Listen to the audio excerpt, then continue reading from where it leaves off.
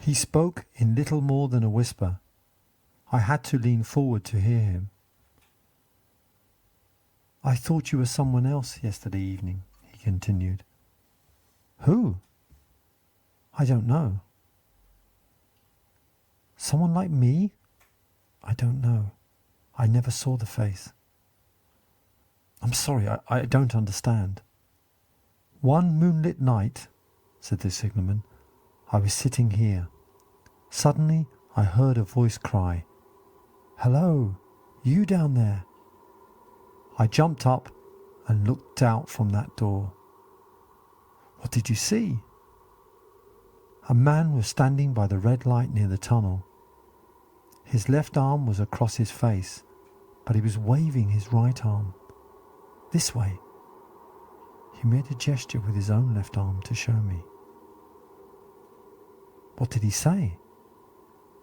Exactly what you said. Look out, the man was calling. Hello, you down there, look out. What did you do? I picked up my lamp and ran towards him. What's wrong? I called. What has happened? Where? The man stood just outside the tunnel. I ran right up to him, but he still kept his sleeve across his eyes. My hand stretched out to pull the sleeve away, but he had gone. Into the tunnel? I said. No, I ran on into the tunnel. After about 500 yards, I stopped and held my lamp above my head. All I saw was the dark, wet walls. I ran out again, faster than I had come in. Outside the tunnel, I looked round the red light with my own light. Then I ran back to this box and telegraphed both ways along the line. An alarm has been given. Is anything wrong? The answer came back both ways. All well. This strange tale produced a cold sweat on my neck, but I tried to give comfort to the signalman. This was not a man you saw, I said. It was your eyes playing tricks with the light. And I can explain the cry you heard. Listen to the strange sound the wind makes with the telegraph wires in this unnatural place. Isn't it a human cry?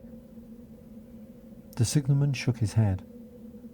I know the cry of the wind on the wires very well, he said. I often spend winter nights alone here, but I have not finished my story. I'm sorry. Please continue. Touching my arm, he said slowly, 6 hours after I saw the figure, there was a terrible accident on this line. They carried the dead and the wounded through the tunnel, sir. They brought them to the very spot where the man had stood. There was a long pause. Outside, the wind made a crying sound in the wires. That is a remarkable coincidence, I said. But such coincidences happen often in life. This happened a year ago, he said, again laying his hand upon my arm. And a week ago, the spirit returned. Where? At the danger light? Yes, it appeared at different times. What does it do? He repeated the action with his arm. Again the message was clear to me. It said, clear the way. Then he went on. I have no peace or rest because of it. I hear it calling to me. You down there, look out! I see it standing there, waving to me. It rings my little bell. Did it ring your bell yesterday evening when I was here? Yes. But I promise you it did not ring at the time you went to the door. He shook his head. I have never made a mistake about that yet, sir. I have never confused the spirit's ring with that from the station. The spirit's ring is a strange vibration in the bell. I'm not surprised that you did not hear it. But I heard it. And did the spirit seem to be there when you looked out? It was there, "Will you come to the door with me?" I asked. "We will look for it now." He bit his lower lip, but got up from his chair. I opened the door and stood on the step. He stood in the doorway. Along the line there was the danger light at the gloomy mouth of the tunnel. On either side of the line were the high, wet stone walls of the cutting. Stars filled the night sky above us. "Do you see it?" I asked him, watching his face carefully. "No," he answered. "It is not there." We went in again, shut the door, and returned to our seats. He stared at the fire, only occasionally turning his eyes to me. "What does the ghost mean?" he said. "What is it warning against? There is danger coming somewhere along the line. But what is the danger? Where is the danger? Something terrible will happen, but what can I do?" He pulled out his handkerchief and wiped the sweat from his forehead. "I could telegraph danger along the line," he went on, wiping the palms of his hands. "But I can give no reasons for it. They would think I was mad." He put his hands across his forehead. His distress was terrible to see. "When the spirit first stood under the danger light," he went on, putting his dark hair back from his head, "why did it not tell me where the accident was to happen? Does it now want to prepare me for a second disaster? But I am only a poor signalman on this lonely station. Why not go to someone with the power to do something?" I saw that for the poor man's sake as well as for public safety, I had to try and calm him. "You are a good signalman," I told him. "The most important thing is for you to do your job well."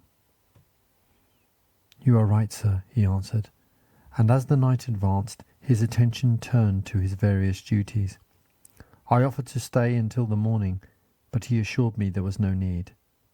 I was worried about the signalman, and looked back more than once at the red light as I climbed back up the path. Was it safe to leave the lives of passengers in his hands? I decided to talk to him again the following night. Perhaps I could persuade him to see a doctor. The next evening was lovely, and I set out early. The sun was not quite down when I reached the exact spot where I had first seen the signalman. It was too early to go down to his box, and I was about to turn and walk some more. Without thinking, I looked down towards the line. The danger light was not yet lit. I immediately knew that something was wrong and ran down the path as fast as I could. Why had I left the man there? Why had I not told anyone? "What is the matter?" I asked the men. "A signalman was killed this morning, sir." "Not the man belonging to that box?" "Yes, sir." "Oh, no.